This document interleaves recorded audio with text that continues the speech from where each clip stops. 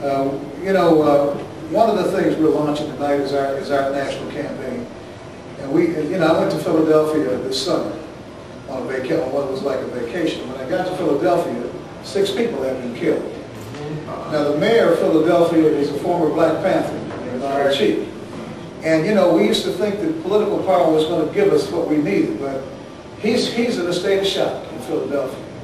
And out of Philadelphia, I went up to New York and came down through New Jersey. 3 children were bound and gagged and shot execution style on a playground. And I said, I came back to D.C. and a 27-year-old father of 4 was shot and killed on Girard Street Northwest.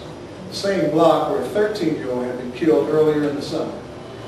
And the only people who have benefited from that are the people who make teddy bears, because every time somebody's killed, they get teddy bear memorials. People throwing liquor in the ground.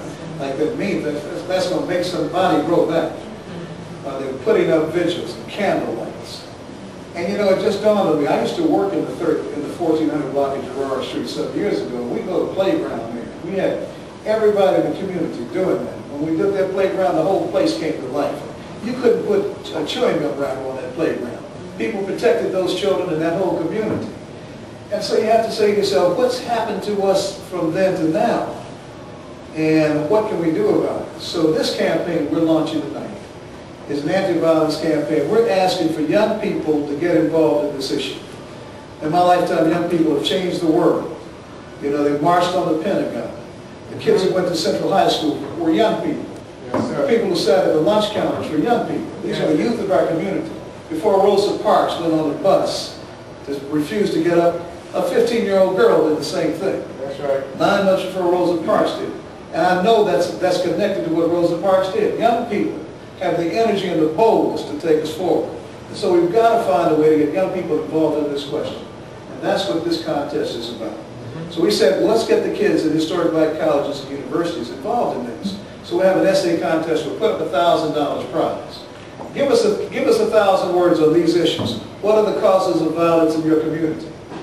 What is your strategy for dealing with those causes? What steps do you take to implement that strategy? Give us 1,000 words or more, if it takes that. And then we're going to get some people around, and we're going to look at the entries, and we're going to say, this is the first place, this is second, this is third. We started talking about this, and we don't have so many people in college anymore. There are not enough, because a lot of our young people are in jail. They're not in college, they're incarcerated. That's right. So we said we've got to find a way to deal with the young people in jail. So we're going to do the same thing with young people in jail that we're doing with young people in college. What are the causes of violence in your community? What is your strategy for dealing with those causes? And what steps do you take to implement that strategy? And I have the same rewards as the kids in college.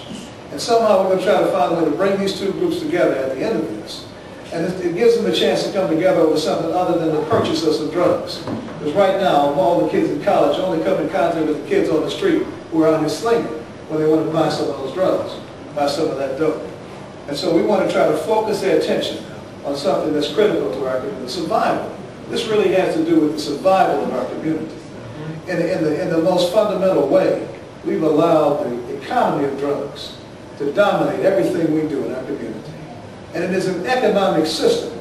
It deals with the production, distribution, and consumption of a product that's illegal, which means there are no rules. There are no rules. There are no franchises that you can buy that the government will protect. You see, there are no debts that you can owe that are covered by some kind of law. You're going to pay the money or you're going to die. You're going to be the muscle on the block or you're going to die. And all the money that flows through drugs roots us, nails us down to the culture of drugs that comes with it. We've allowed people to criminalize our children, the behavior of our kids. We allow them to send kids into prison with adults.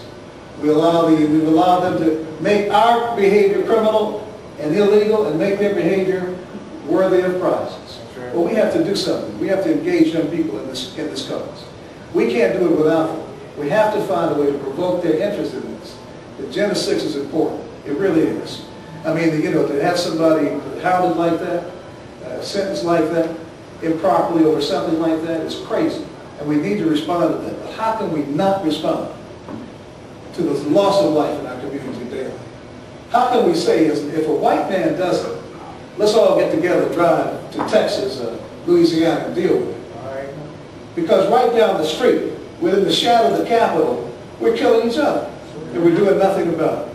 So we want this particular effort to get young people involved in this question. We've got to talk about this thing. We've got to get people. We don't even talk about this problem. So we've got to get to talking about this problem. We're going to start talking the talk. And when we finish talking the talk, we're going to have to walk the walk. So thank you for coming out. This is the nature of our reception today. It is a reception with a purpose. It is to announce that we at the United Black Front of America is going to find a way to initiate, to get our communities to talk about this problem of violence, to engage this problem of violence, and to come up with solutions for it. And then we're going to put those solutions, we're going to bend the will of the purse of government in the direction of solving this problem. So thank you so much for coming. All right.